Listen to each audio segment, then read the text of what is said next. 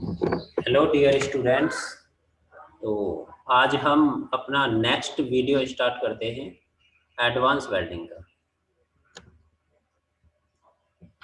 आज के इस लेक्चर में जो टॉपिक हम कवर करेंगे उनमें पहला टॉपिक होगा method of welding arc initiation process.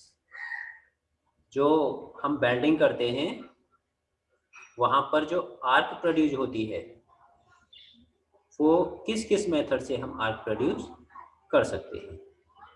Second topic इसमें होगा maintenance of welding arc.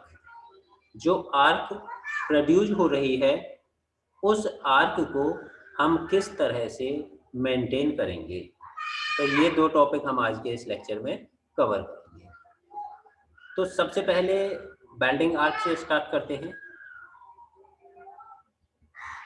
Welding arc क्या है कि जब हम इलेक्ट्रोड और वर्कपीस के बीच में कुछ गैप रखते हैं,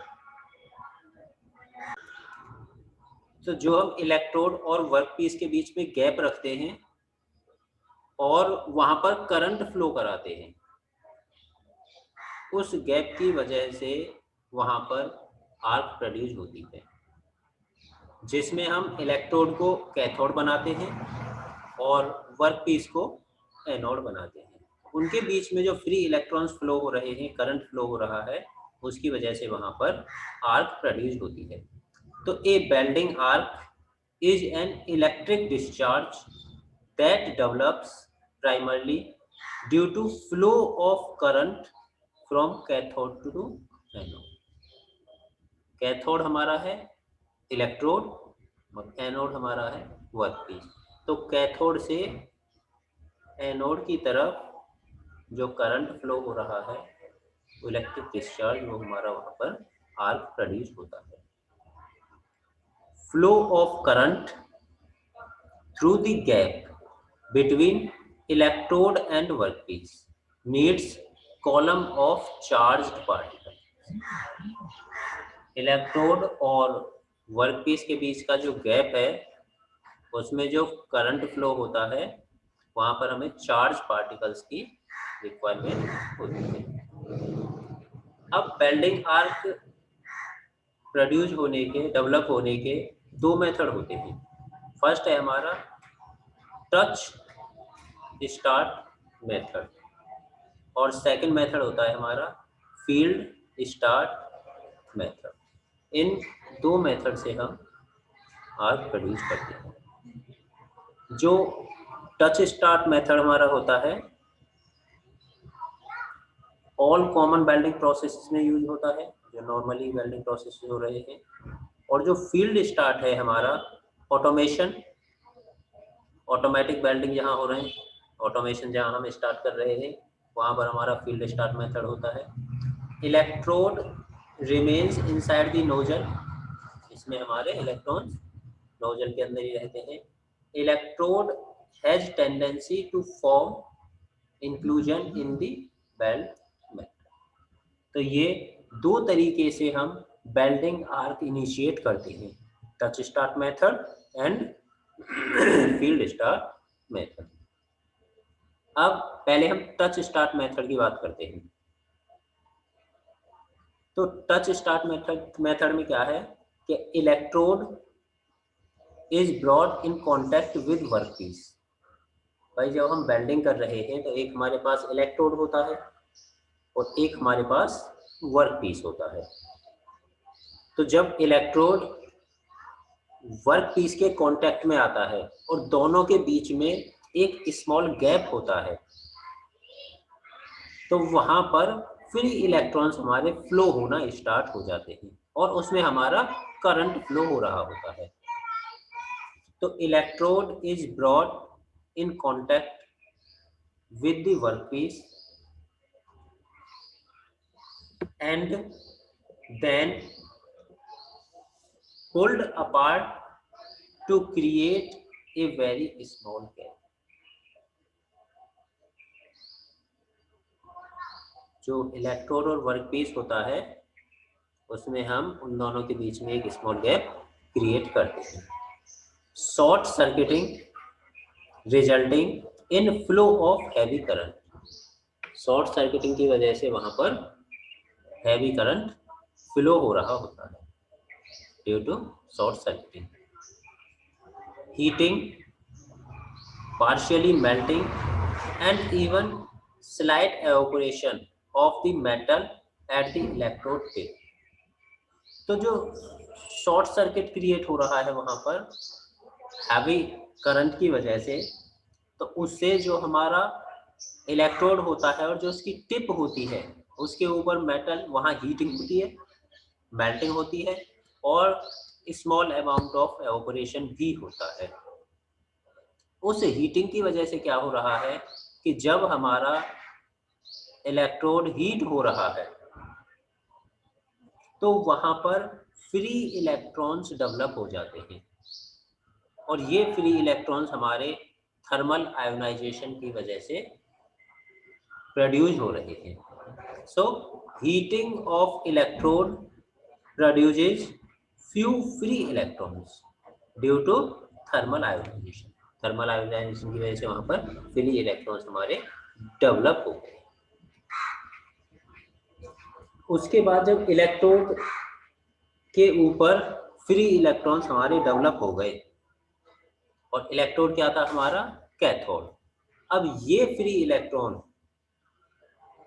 इलेक्ट्रोड से वर्कपीस की तरफ यानी कि कैथोड से एनोड की तरफ एक्सेलरेट होते हैं। इनका फ्लो कैथोड से एनोड की तरफ हो जाता है। Electrons released from cathode are accelerate towards the anode. अब ये जब कैथोड से एनोड की तरफ जा रहे हैं, हाई वेलोसिटी इलेक्ट्रॉन्स जा रहे हैं इलेक्ट्रोड से निकल के, तो वो जो हमारा वर्क पीस होता है उसके ऊपर डिपॉजिट हो जाते हैं, उसके साथ कोलाइड हो जाते हैं। तो high velocity electrons collide with gaseous molecules and decompose charged particles, that is electron and hole. तो इसके ऊपर वो चार्ज पार्टिकल आके डिपॉजिट हो जाते हैं। ये यहाँ पर दिखाया गया है टच स्टार्ट मेथड, जिसमें हम इलेक्ट्रोड और वर्कपीस दिखाया गया है। इलेक्ट्रोड को एज ए कैथोड बनाया गया है और वर्कपीस को एज ए एनोड बनाया गया है।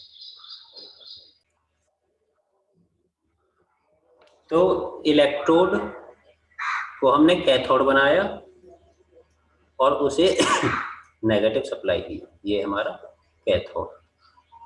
दे दो दूध। वर्कपीस को हमने एनोड बनाया है और उसे हमने पॉजिटिव सप्लाई दी। पावर सोर्स से हमने यहाँ पर करंट फ्लो करा दिया। अब जब इलेक्ट्रोड वर्कपीस के कांटेक्ट में आता है वहाँ शॉर्ट सर्किटिंग हुई। इसके इलेक्ट्रोड और वर्कपीस के बीच में एक स्मॉल गैप क्रिएट किया गया,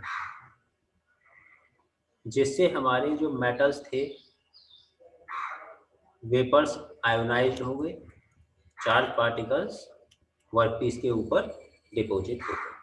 ये हमारा टच स्टार्ट मैकेनिज्म। दूसरा था field start mechanism. Field start में क्या करते हैं कि इलेक्ट्रोड और वर्कपीस के बीच में high strength electric field apply करते हैं। तो high strength electric field 10⁻⁷ volt is applied between electrode and workpiece. Electrode और वर्कपीस के बीच में ये अप्लाई किए जा रहे हैं। Electrons are released from cathode through electromagnetic field emission। Electron release हो रहे हैं कैथोड से, किसकी वजह से? इलेक्ट्रोमैग्नेटिक फील्ड एमिशन की वजह से वहां से इलेक्ट्रॉन्स हमारे एमिट हो रहे हैं। तो available free electrons in arc gap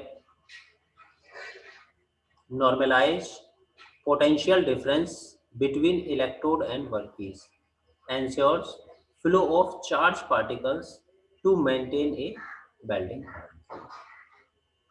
तो फील्ड स्टार्ट में क्या हो रहा है कि इलेक्ट्रोड और वर्कपीस के बीच में हम हाई स्ट्रेंथ इलेक्ट्रिक फील्ड दे रहे हैं, जिसकी वजह से कैथोड से फ्री इलेक्ट्रॉन्स हमारे रिलीज हो रहे हैं due to electromagnetic field emission की वजह से।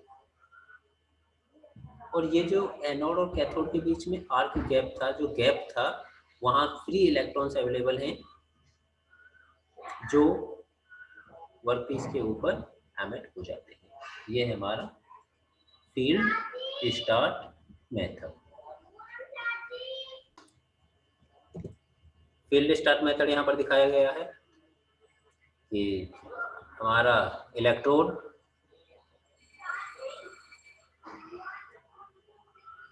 वर्कपीस दोनों के बीच में गैप और इनके बीच में हाई पोटेंशियल डिफरेंस हमने दिया हुआ। तो यहाँ से इलेक्ट्रॉन्स एमिट होंगे और वो वर्कपीस के ऊपर जाकर डिपॉजिट हो जाएंगे। ये हमारा हुआ फील्ड स्टार्ट मैकेनिज्म। अब आर्क गैप मेंटेन होने की क्या कंडीशन होती है? Condition for maintaining of the arc, वहाँ पर जो आर्क प्रोड्यूस हो रहा है दोनों मेथड से, उसे मेंटेन कैसे किया जाएगा? इसकी दो कंडीशंस हैं। फर्स्ट इज हीट जनरेटेड, जितनी हीट वहाँ जनरेट हो रही है to maintain the temperature of arc, जितनी हीट जनरेट हो रही है उस आर्क का उतना टेम्परेचर मेंटेन करने के लिए जिस पर हमारी वेल्डिंग हो रही है, वो heat generation heat dissipation rate के बराबर होनी चाहिए। क्या उतना ही हमारा हीट डिसिपेट हो रहा है? जितनी हीट जनरेट हो रही है उतनी हीट वहां से डिसिपेट हो रही है, पहली कंडीशन। सेकंड कंडीशन क्या है? जो electron lost to the workpiece and surrounding, कि जितने इलेक्ट्रॉन्स वर्कपीस और सराउंडिंग में लॉस हो रहे हैं उतने ही नंबर ऑफ इलेक्ट्रॉन्स प्रोड्यूस हो रहे हैं हमारे किससे? कैथोड से। जितने कैथोड से प्रोड्यूस हो रहे हैं उतने ही इलेक्ट्रॉन्स हमारे वर्कपीस के ऊपर और सराउंडिंग में लॉस हो रहे हैं। ये दो कंडीशंस होती हैं आर्क गैप मेंटेन करने के लिए। Maintaining of arc in DC. अब डीसी में आर्क कैसे मेंटेन करेंगे? एक एसी होता है, एक डीसी होता है, और डीसी में भी स्टेट पोलरिटी और रिवर्स पोलरिटी। डीसी होता है हमारा direct current. In DC magnitude and direction of current does not change. ये कांस्टेंट मैग्नीट्यूड होता है, फ्लक्चुएट नहीं करता, टाइम के साथ साथ इसमें कोई चेंज नहीं आता। Hence maintaining the flow of electrons and so the arc become easy. तो डीसी में आर्क मेंटेन करना बहुत आसान होता है क्योंकि करंट का मैग्नीट्यूड और डायरेक्शन इसमें चेंज नहीं हो रही होती है। In AC both magnitude and direction change with time. AC में क्या है? फ्लक्चुएट होती है, डायरेक्शन और मैग्नीट्यूड दोनों ही चेंज होते हैं, कभी पॉजिटिव होता है कभी नेगेटिव होता है। For a moment flow of current become zero, और एक बार वो जीरो भी आता है। This make re-ignition of an electric arc with AC somewhat difficult. DC के कंपैरिजन में एसी का आर्क मेंटेन रखना डिफिकल्ट होता है। जैसे यहाँ दिखाया गया है, this is AC current, alternative current fluctuate हो रहा है, मैक्सिमम गया, जीरो हुआ, फिर नेगेटिव हो गया, फिर जीरो हो गया। तो इस तरह से ये फ्लक्चुएट होता है। और डीसी करंट हमारा कांस्टेंट होता है, डीसी करंट में हमारे में कोई चेंजेस नहीं होते। तो आज का लेक्चर यही है जिसमें हमने आर्क मेंटेन करना और आर्क किस किस मेथड से हम प्रोड्यूस करते हैं ये चीज़ें पढ़ी। Thank you.